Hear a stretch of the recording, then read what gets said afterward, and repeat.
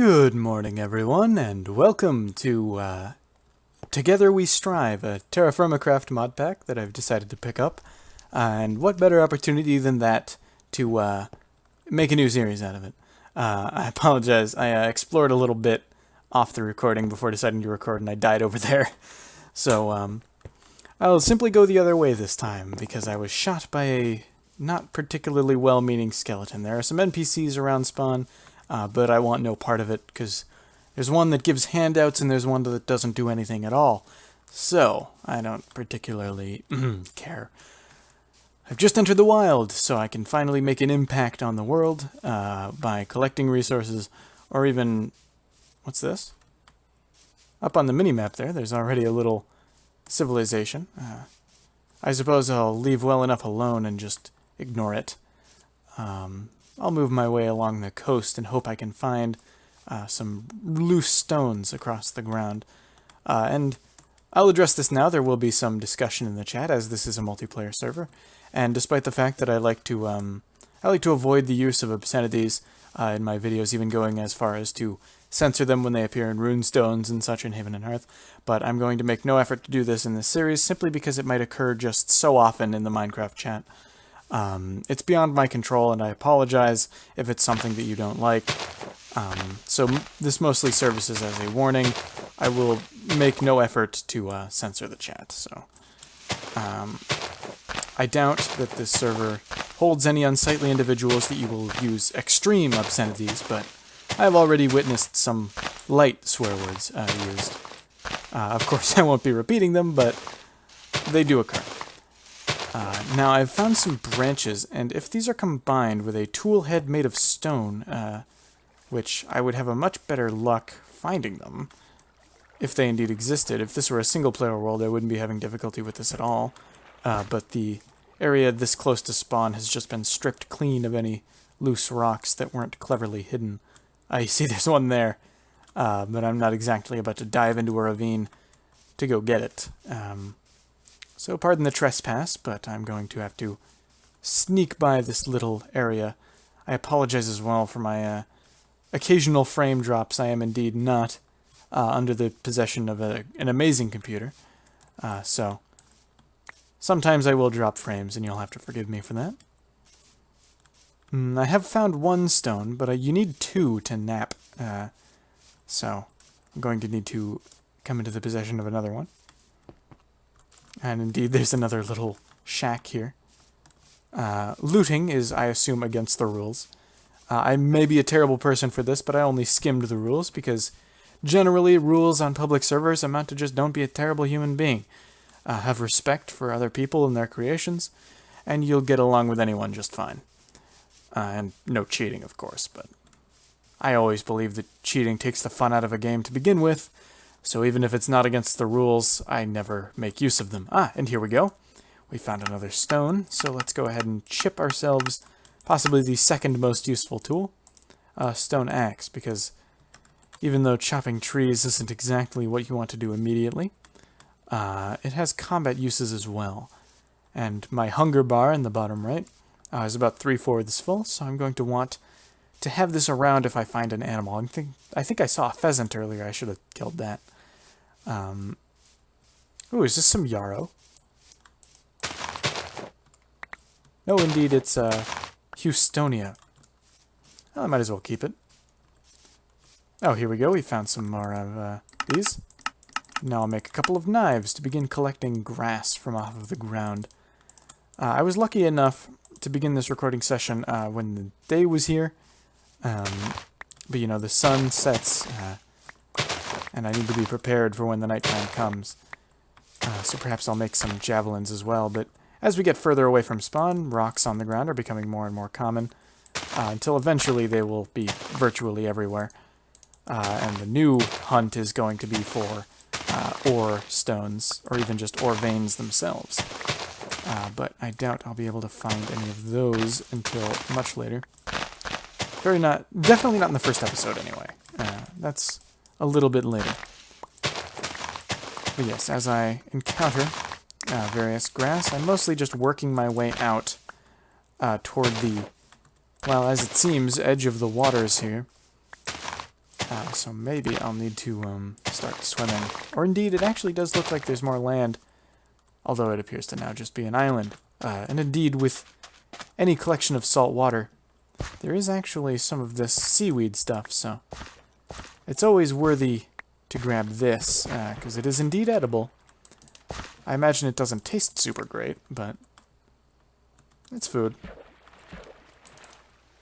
It's a vegetable as well, so it's important to keep that in mind with satiations and such. Maximum health in Terrafirmacraft is indeed calculated based on the foods you've recently eaten, so it's useful to keep a fine balance of foods so that you can keep watch on that. However, it's looking like the moon is rising, a new moon, in fact. So why don't I try to chop down one of these trees. This appears to be an ash tree. And I'll make a fire on the beach.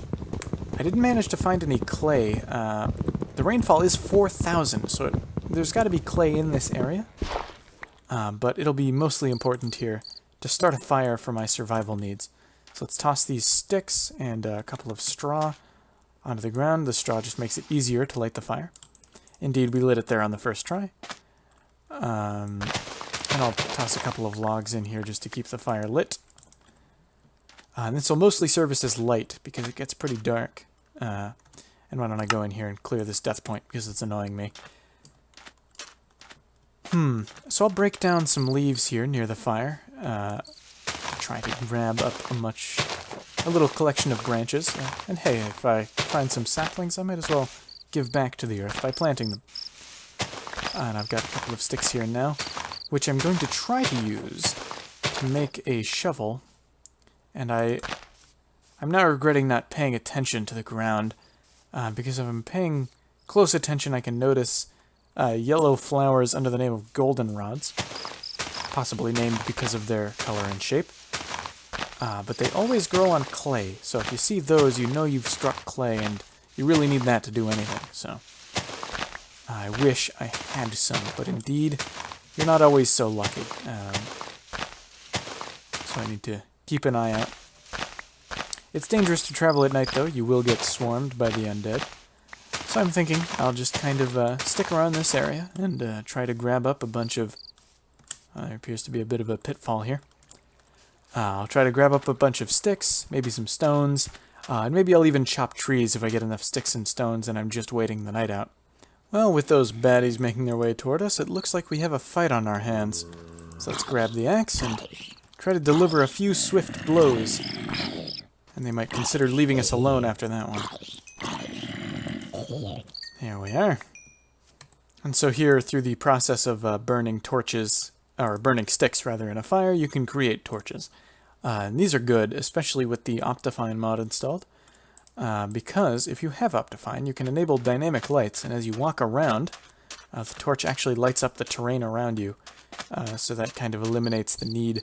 Well, not eliminates, but it eliminates the need of the fire for light anyway. Because now I can just kind of carry the torch around and I can see perfectly around me, even in the deadest night. Yeah, he's not going to be threatening anyone down there. Okay, well, I'm in a bit of a strange spot. I'm going to go prone using the smart moving mod. And yeah, the reason I'm in a tough spot is because I'm now trapped in a tree by 3 skeletons, a zombie, and I'm pretty sure I saw goldenrods over there. I am getting my life simply beaten from my eye sockets. Ah, God, I left that with 66 HP out of 1,000. Okay, that was considerably more dangerous than I would have liked. But I gotta keep moving, because zombies could be anywhere, so let's prone through the grass here. I enjoy going prone in leaves, because you can actually see where you're going. Oh no. More skeletons. I really should not have left my campfire. That was a mistake. I'm still being followed. Alright, let's cut across the water here. I'm sure I can avoid detection if they need to swim to get me. So let's place this torch up here. And indeed, I think I'm more or less beyond their grasp. Go pick up that torch. You know, I think if I had the cooking skills necessary, I could go get those squids for calamari. That's good because it's a protein, but yeah, I don't think I have the skills necessary. That distinct redness does indicate a sunrise, but I gotta go back to those goldenrods. I think they were in that direction, with that spider we can see over there. So whoops, I placed another torch rather than breaking the one I wanted. Looks like I'll get a drink out of this fresh water here. It's not exactly civilized to drink from your hands, but I'm not exactly civilized, because I'm just walking around with a stone axe getting the life beaten out of me. Not for long, I tell you. Not for long. Let's see if I can't sneak through the murk. I should have made a shovel. Well, hindsight. Some other poor soul met their end here. Alright, let's see if I can't... Whoa, hey, easy. Alright, there was a bit of a miscommunication here, I'm afraid. So don't worry about me, and I won't worry about you. And we can all just do our own thing. As soon as the sun rises, I'm sure you'll agree with my viewpoint. Gotta be careful for drops like that one.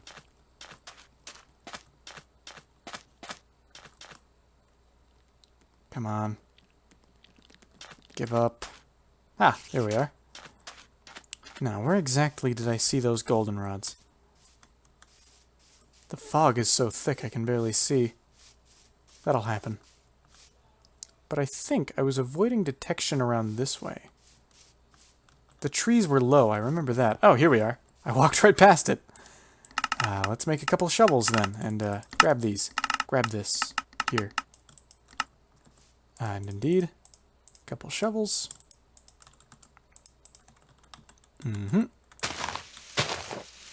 Good, someone didn't just plant these to fool me. Not me in particular, but anyone who passed this area. It's possible just to plant goldenrods, just so that people would believe they've encountered clay, when indeed they've just encountered your elaborate ruse. Is there really no more around here? Well, that would be a bit unfortunate, but I suppose it's possible. Well, 20 clay will suffice for now. It'll have to. So let's make some basic tools out of this. We'll need one of these. One of these. I suppose we'll need one of these. And for our final tool cast, I suppose you'll more often than not need one of... I did it too low again. These. There we are. And now, with your unfired clay products, what you would then do is to place them onto the ground by shift right-clicking. You can also pick them back up by shift right-clicking, but I did that accidentally. And then placing a bunch of these straw. Now some logs, 8 of them to be precise. You can either use this fire starter or a torch. I'll use my fire starter because I already have one. And then set fire to this combination. And it'll burn for some 8 hours in-game. Of course, this isn't Haven and Hearth. It's not going to make me wait 8 real-life hours. Looks like I've dropped these on the ground. And yes, after 8 in-game hours, which I think equates to... 7 minutes? I don't know. The Minecraft day-night cycle is about 15 minutes long per cycle, so that's accounting for 24 hours. Who knows? But in any event, I suppose now would be a good enough time to end the episode.